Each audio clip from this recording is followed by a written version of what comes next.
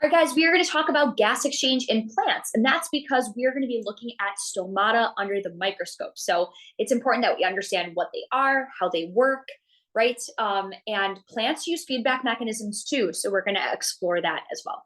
All right, so here's gas exchange in plants. We have a picture here. And so that picture is the underside of the leaf. That's where it's located, right? So if you take a leaf, you look underneath.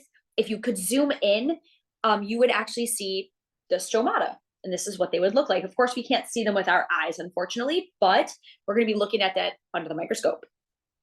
Right, so there's a couple parts to the gas exchange organs, or I'm sorry, the gas exchange parts, right, in plants. And so let's start with the actual stomata themselves. Okay, here's what's confusing a little bit.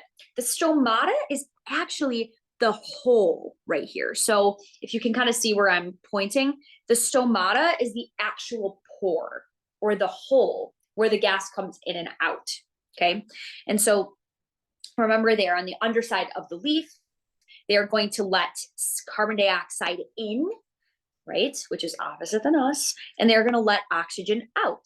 So that's the actual pore, or that little hole, right? And so we see these kind of cool little cells right here surrounding the hole, and those are called guard cells, and their name is pretty fitting, right? What they're going to do is they're going to close and open and change the size of the stomata depending on the environment, right? So for example, if it's super hot out and it's a drought, right, meaning there's not a lot of water around, the plant doesn't really want to keep its stomata open because water actually comes out of the stomata as well as oxygen.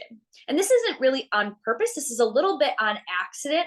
But also what's cool is that if the plant is really hot, it will actually release water to lower its temperature. So this is actually good for the plant too. But on certain days where it's really, really hot, like and dry, the plant will close its stomata so that it's not leaving, water into the air.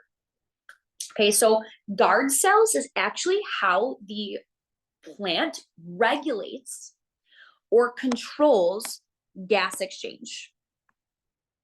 That's really important that you remember that. It's going to open and close depending on the environment, and this will control how much carbon dioxide comes in and how much oxygen leaves. Okay, so remember that the reason that plants take in carbon dioxide and they release oxygen instead of the other way around is because in addition to doing cell respiration, they do something called photosynthesis.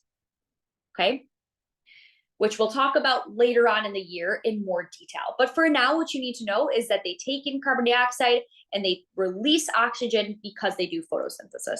And they do that through the stomata.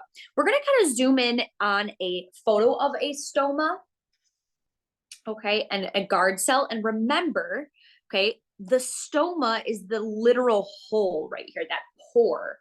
And these are the guard cells, these kind of bean-looking, kind of banana-shaped cells. Those are the guard cells, all right? And they're going to control the size of the stomata, and they will control it depending on the environment.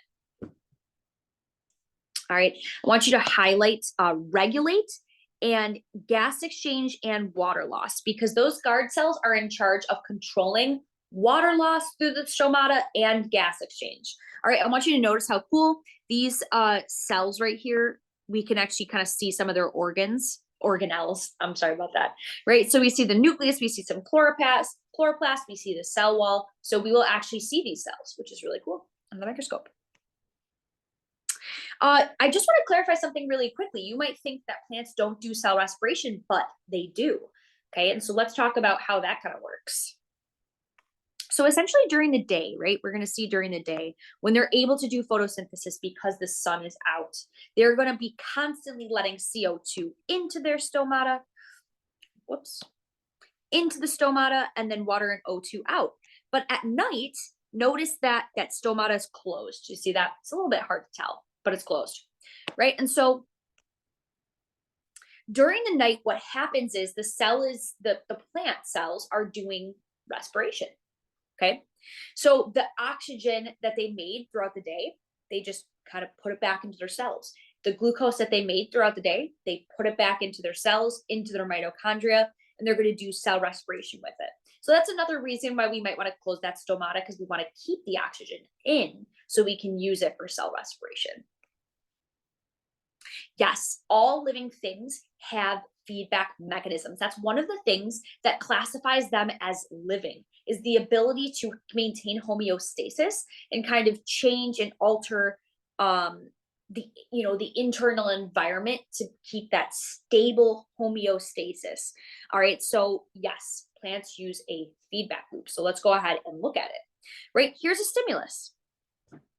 Hot, dry climate, right? Which makes it so that there's less water in the plant, right? It's hot and dry. Water is leaving the plant, and the plant is pretty much thirsty, right? It needs as much water as possible. So, what happens? What does the plant do? Well, the plant is going to close the stomata so that no water is able to leave the plant. Okay. Well, what about a wet, warm, and climate? Or there's just like more water in the plant. Maybe you just watered the plant. Maybe it's real humid. Maybe it rained, right? Well, we don't want too much water, right? We've all seen what happens when that happens. But the plant will then open the stomata and actually, get rid of some of that water. Like we said before, this could also do with temperature. Sometimes it will actually push that water out if the temperature, if the plant's real hot, right? So remember, this is a feedback mechanism for water loss in plants. And once again, if you have a failure in a feedback mechanism, if this doesn't happen, it will result in disease or death for the plant. All right, guys, we are done for day 1. So you have just taken notes on stomata and gas exchange in plants.